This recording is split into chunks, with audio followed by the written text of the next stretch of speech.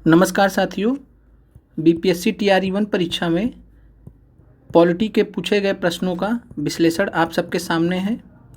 इस वीडियो में सेट ए और सेट ई के प्रश्नों का विश्लेषण कराया जा रहा है। तो पहले प्रश्न पे आते हैं। तो प्रश्न संख्या 73 सेट ए से। तो यहाँ पे आपको सही मैच करना है। तो गरीबी हटाओ का जो नारा है वो किसने दिया था? तो इंदिरा गांधी ने दिया था। तो इंदिरा कांग्रेस हो जाएगा। इसके अलावा लोकतंत्र बचाओ का जो नारा है वह जनता दल ने दिया था, जो बाद में बीजेपी के नाम से जानी गई। इसके अलावा जोतने वाले को भूमि, ये वाम मोर्चा का है। और साथ में तेलुगुओं के स्वाभिमान की रक्षा का जो नारा था वह एनटीआर रामाराव ने दिया था। इसके अलावा आपको ध्यान रखना कि गरीबी हटाओ का जो नारा दिया था इंदिरा गांधी ने 1971 का जो लोकसभा का चुनाव हुआ था उस समय दिया था। तो आपको 1971 वर्ष ध्यान रखना है। इसके अलावा लोकतंत्र बचाओ का नारा जनता दल ने 1977 के लोकसभा चुनाव के दौरान दिया था। और साथ में जोतने वाले की भूमि, ये वाम मोर्चा द्वारा पश्चिम बंगाल में। तो आपको ध्यान रखना कहाँ पे? पश्चिम बंगाल में। और यहाँ भी जो है 1977 के विधानसभा चुनाव के दौरान यह नारा वाम मोर्चा के द्वारा दिया गया था, जोतने वाले को भूमि। और साथ में तेलुगुओं के स्वाभिमान की रक्षा का जो नारा था वो एनटीआर रामाराव की जो पार्टी थी, जिसको तेलुगु देशम पार्टी बोलते हैं, शॉर्ट में टीडीपी भी बोलते हैं। तो तेलुगु देशम पार्टी के जो है विधानसभा चुनाव के दौरान 1983 में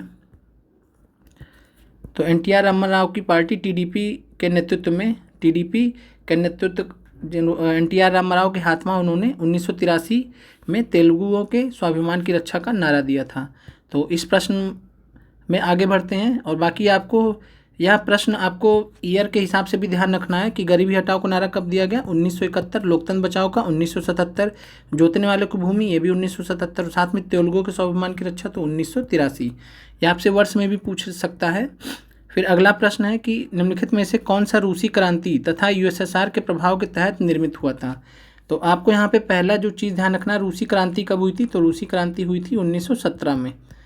और इसके अलावा अगर यूएसएसआर का प्रभाव, अगर यूएसएसआर की बात की जाए जिसको सोवियत संघ भी बोला जाता है, तो सोवियत संघ का निर्माण कब हुआ था? तो ये 1922 में हुआ था। तो ये दोनों चीज़ें आपको ध्यान रखनी है। और प्रश्न है कि कौन सा रूसी क्रांति तथा यूएसएसआर, जिसको सोवियत संघ बोला जाता है, के प्रभाव में निर्मित हुआ था? तो आपका ग्रेट ब्रिटेन का साम्यवादी दल, तो इसकी स्थापना 1920 में हुई थी। पूर्व के लोगों का सम्मेलन, ये भी 1920 में हुआ था। और इसके अलावा द कॉमिंटन, इसकी स्थापना हुई थी 1919 में। तो ये तीनों दल हैं, ये तीनों के तीनों दल जो है रूसी क्रांति एवं सोवियत संघ से प्रभावित हुए थे। तो इस प्रश्न का जो सही जवाब हो जाएगा उपयुक्त में से एक से अधिक। फिर अगले प्रश्न पे आते हैं। प्रश्न संख्या 79। प्रश्न संख्या 79 है, भारत की किस संस्था का आदर्श वाक्य है धर्मो रक्षति रक्षता, कानून तभी रक्षा करता है जब उसकी रक्षा की जाती है? तो आप सभी लोग जानते हैं कि अनुसंधान एवं विश्लेषण विंग, जिसको इंग्लिश में रॉ बोला जाता है, रिसर्च एंड एनालिसिस विंग। और इसके अलावा आपको ध्यान रखना है कि भारतीय सेना का ध्येय वाक्य या भारतीय सेना का जो मोटो है वह क्या है? तो भारतीय सेना का आपको ध्यान रखना है सेवा परमो धर्मा।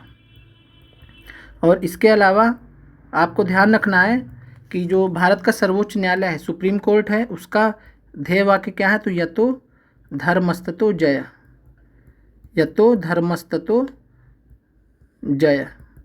तो आपको ये दोनों पॉइंट इसके अलावा, प्रश्न के अलावा ध्यान रखने हैं। इसके अलावा अगले प्रश्न पे बढ़ते हैं। तो प्रश्न संख्या 82। प्रश्न संख्या 82 है, सामाजिक तथा शैक्षणिक रूप से पिछड़े वर्गों के आरक्षण हेतु भारत सरकार के 13 अगस्त 1990 के आदेश की वैधता निम्नलिखित में से किस वर्ष निर्णीत हुई थी? तो इस प्रश्न का मतलब है कि सुप्रीम कोर्ट का फैसला जो है कब आया था? तो सुप्रीम कोर्ट का जो फैसला आया था ये आपका 16 नवंबर 1992, 16 नवंबर 1992 में आया था। तो आपका जो सही जवाब हो जाएगा वो हो जाएगा 1992। और इसमें एससी के सुप्रीम कोर्ट के फैसले में यह बताया गया कि जो कास्ट है यानी जाति है, जाति को जो है पिछड़ेपन का यानी बैकवर्डनेस का या पिछड़ेपन का कारण यहाँ पे मान लिया गया। इस वजह से जो भारत सरकार का 13 अगस्त 1990 का आदेश था उसकी वैधता को मान लिया गया। फिर आगे बढ़ते हैं अगले प्रश्न पे। प्रश्न संख्या 84। प्रश्न संख्या 84 है। इसमें भारत में नारी कल्याण हेतु जो अधिनियम बनाए गए, जितने भी कानून बनाए हैं, उन कानूनों में से 4 महत्वपूर्ण कानून आपके सामने हैं और यहाँ पे मैच करना। तो विशेष विवाह अधिनियम ये 1954 में आया था, तो आपको ध्यान रखना विशेष विवाह अधिनियम 1954। दहेज निषेध अधिनियम कब आया था? तो ये आया था 1961 में। और इसके अलावा समान पारिश्रमिक अधिनियम तो ये 1976 में आया था। और इसके अलावा नारी अशिष्ट प्रतिनिधित्व ये जो आया था वह आया था 1986 में। तो आपको ध्यान रखना है। बाकी पॉलिटी की कक्षाओं में इससे संबंधित आपको तथ्य जो है डिटेल में बताए जाएंगे, जहाँ से आपको प्रश्नों को याद करने का भी कुछ जो है ट्रिक वगैरह भी बताया जाएगा। तो आगे की कक्षाओं में इसको हम देखेंगे। अगले प्रश्न पे आते हैं। प्रश्न संख्या आपका 85। तो प्रश्न संख्या 85 है कि निम्नलिखित में से कौन सा बुनियादी मूल्य सभी नेताओं द्वारा भारत के संविधान पर विचार विमर्श हेतु संविधान निर्मात्री सभा के मिलने से बहुत पहले स्वीकार कर लिया गया था? तो साथियों, इस प्रश्न का जो आंसर है उसको जानने से पहले हमको ये ध्यान रखना है कि संविधान सभा के मिलने से पहले कब स्वीकार कर लिया गया था। तो ये कब की बात कर रहा है? तो आपको ध्यान रखना 1928 के नेहरू रिपोर्ट की बात कर रहा है। यह प्रश्न 1928 के नेहरू रिपोर्ट की बात कर रहा है। और 1928 के नेहरू रिपोर्ट के जो अध्यक्ष कौन थे? तो जो कमीशन बना था इसके अध्यक्ष थे नेहरू कमीशन जो बना था। तो नेहरू रिपोर्ट किसकी अध्यक्षता में बनाया गया था? तो मोतीलाल नेहरू की अध्यक्षता में। तो ये आपको ध्यान रखना है, ये जवाहरलाल नेहरू जी के पिताजी थे। तो मोतीलाल नेहरू की अध्यक्षता में नेहरू रिपोर्ट तैयार हुआ था 1928 में, यह बनकर रेडी हो गया था।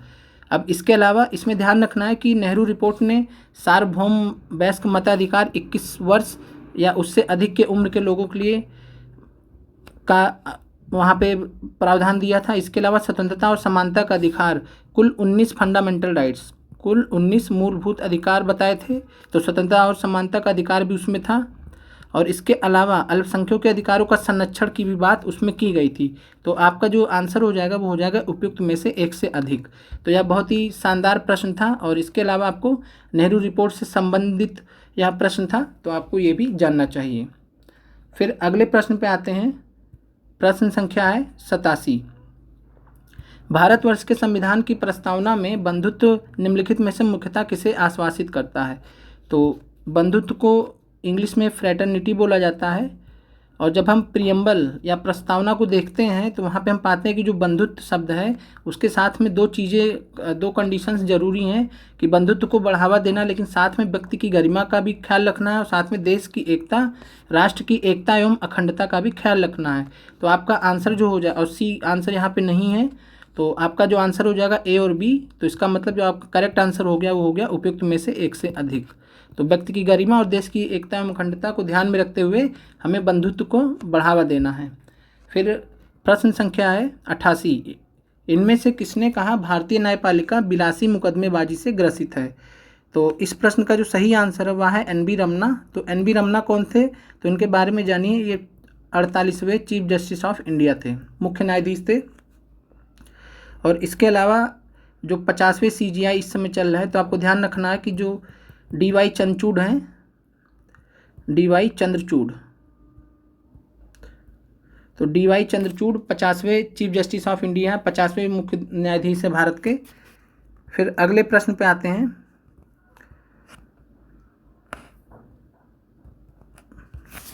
अब आपका सेट ई का प्रश्न यहाँ पे आपके सामने है और यहाँ पे प्रश्न संख्या 73 है। और यह प्रश्न इतिहास के प्रश्नों का विश्लेषण कराते वक्त छूट गया था, तो आपको यह ध्यान रखना है। तो यहाँ पे मैं इस प्रश्न को करा दे रहा हूँ। प्रश्न संख्या 73 है, नील के पौधे लगाने वालों का आंदोलन ये कब हुआ था? तो यहाँ आप सभी लोग जानते हैं कि नील के पौधे लगाने वालों का जो आंदोलन है यह आपका कब हुआ था? तो यह हुआ था 1917। और ये स्थान इसका कहाँ पे है? तो स्थान इसका आपका चंपारण 1917 में हुआ था। इसके अलावा खेतिहर सत्याग्रह, तो जो खेतिहर सत्याग्रह है यह खेड़ा में हुआ था 1918 में। तो बी का आंसर 3 हो जाएगा, खेड़ा। इसके अलावा कपास मिल मजदूरों का जो सत्याग्रह था ये अहमदाबाद में हुआ था, ये 1918 में हुआ था। और अगर हम बात करें कि पहला, और इसके अलावा यहाँ पे असहयोग आंदोलन को बंद करने के लिए जो आंदोलन था वो चौरा चौरी, ठीक है। तो आपको ध्यान रखना है कि चौरा चौरी जो कांड हुआ था इसके वजह से असहयोग आंदोलन को गांधी जी ने वापस ले लिया था। तो ए का आंसर हो जाएगा 2, बी का आंसर हो जाएगा 3, सी का आंसर हो जाएगा 1 और साथ में डी का आंसर हो जाएगा 4। और इसके अलावा आपको ध्यान रखना चौरा चौरी कांड कब हुआ था, तो 4 फरवरी 1922। और गांधी जी ने असहयोग आंदोलन को कब बंद कर दिया था, तो 12 फरवरी, या कब वापस ले लिया था, तो 12 फरवरी 1922। आपसे डेट पूछा जा सकता है तो आपको ध्यान रखना है। और इसके अलावा अगर यहाँ पे देखा जाए तो गांधी जी का जो आंदोलन का क्रम है, चंपारण सबसे पहले आएगा, चंपारण सत्याग्रह पहले आएगा, फिर अहमदाबाद आएगा, अहमदाबाद मिल स्ट्राइक आएगी, और अहमदाबाद के बाद फिर आपका खेड़ा आएगा। तो आपको ये चीज़ ध्यान रखना है कि क्रम से भी आपसे पूछ सकता है, तो पहले चंपारण, फिर अहमदाबाद, फिर खेड़ा। फिर अगले प्रश्न पे आते हैं, प्रश्न संख्या 74 पे। फिर है, भारत में प्रेस की स्वतंत्रता लोगों को प्राप्त है क्योंकि ऑप्शन ए है, या संसद की विधि के तहत लोगों के लिए उपलब्ध है, तो यह गलत है। या चूंकि यह संविधान में पहले से दिया गया है तो इसलिए जो है संसद की यहाँ पे कोई बात ही नहीं होगी। और यह भारत के संविधान में विशेष रूप से प्रदत्त है। तो जो आपका, और भारत के संविधान में विशेष रूप से प्रदत्त है, तो ये इस विशेष रूप से नहीं दिया गया है। बाकी विचार अभिव्यक्ति की स्वतंत्रता के अधिकार में नहीं था। तो यह आंसर आपका यहाँ पे सबसे उचित माना जाएगा, क्योंकि जो भारत में प्रेस की स्वतंत्रता का अधिकार लोगों को प्राप्त है, उसका अगर हम पृष्ठभूमि देखेंगे तो वह जो आपका आर्टिकल 19(1)(a) है। तो आर्टिकल 19(1)(a) है और उसमें विचार अभिव्यक्ति की स्वतंत्रता का अधिकार के बारे में बताया गया है। तो उसके अंतर्गत आपका प्रेस की स्वतंत्रता का अधिकार आता है। तो आपका आंसर जो हो जाएगा वो सी हो जाएगा। फिर अगले प्रश्न पे आते हैं, प्रश्न संख्या 77 पे। प्रश्न संख्या 77 है कि समुद्र पारीय भारतीय नागरिकता, जिसको ओवरसीज इंडियन सिटीजनशिप भी बोलते हैं, तो यह भारत में निम्नलिखित में से किस अधिनियम द्वारा प्रारंभ की गई थी।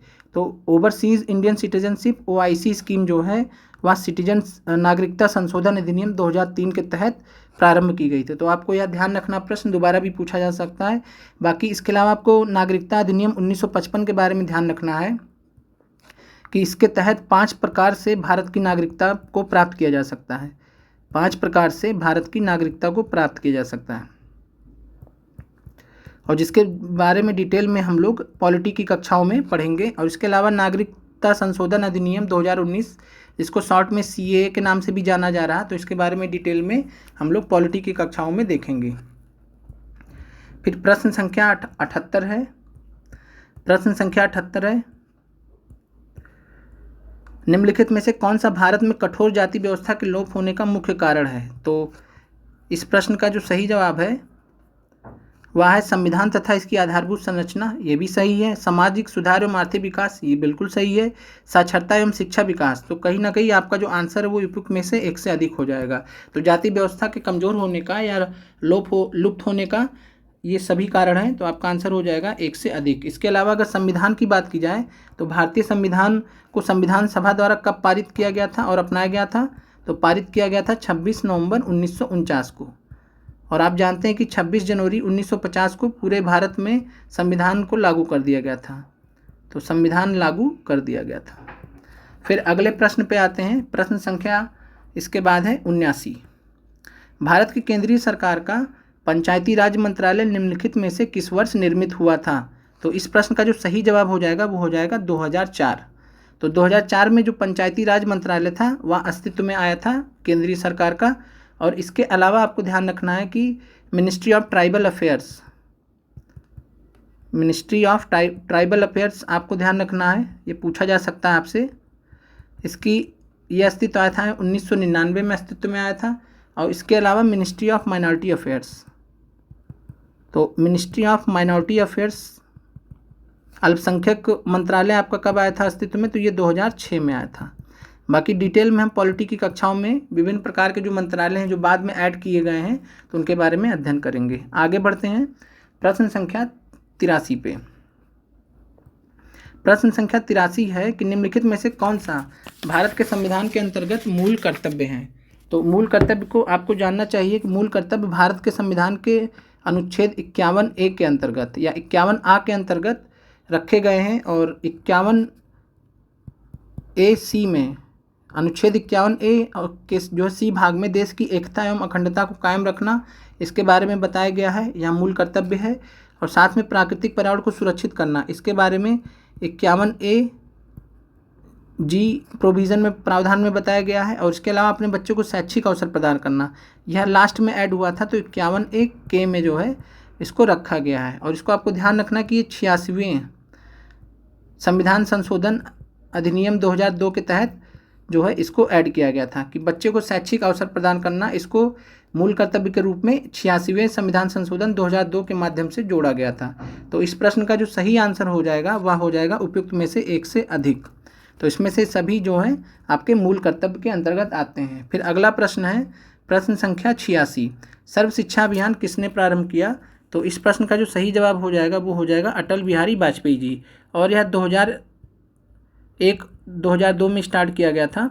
और इसके अलावा आपको ये भी ध्यान रखना है, मैं ऊपर बता दे रहा हूँ यहाँ पे, इसके अलावा आपको ये भी ध्यान रखना है कि सर्व शिक्षा अभियान को जो है अब समग्र शिक्षा अभियान में मर्ज कर दिया गया है, मिला दिया गया है।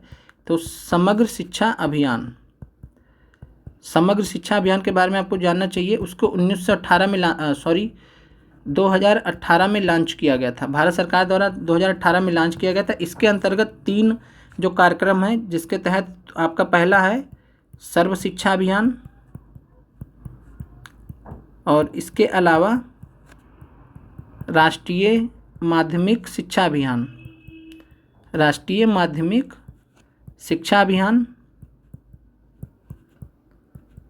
और इसके अलावा आपका जो अध्यापक शिक्षा है, इन तीनों कार्यक्रमों को जोड़ दिया गया, जिसको इंग्लिश में टीचर एजुकेशन भी बोलते हैं, टी बोलते हैं शॉर्ट में, और इसको बोलते हैं RMSA, और इसको बोलते हैं SSA। तो समग्र शिक्षा अभियान 2018 में लॉन्च किया गया, और इसके अंतर्गत सर्व शिक्षा अभियान, साथ में राष्ट्रीय माध्यमिक शिक्षा अभियान और अध्यापक शिक्षा को सम्मिलित कर लिया गया है। तो आपको ध्यान रखना। और इसके अलावा सर्व शिक्षा अभियान आपका कब आया था? तो 2001-2002 में अटल बिहारी सरकार के अंतर्गत इसको लॉन्च किया गया था। इसके अलावा अन्नपूर्णा योजना राशन कार्ड किसके लिए है? तो प्रश्न संख्या 88 का सही जवाब है वृद्ध व गरीब लोग जो 65 वर्ष से अधिक के हों। और यह योजना 2000 और 2001 के बीच में लॉन्च किया गया था।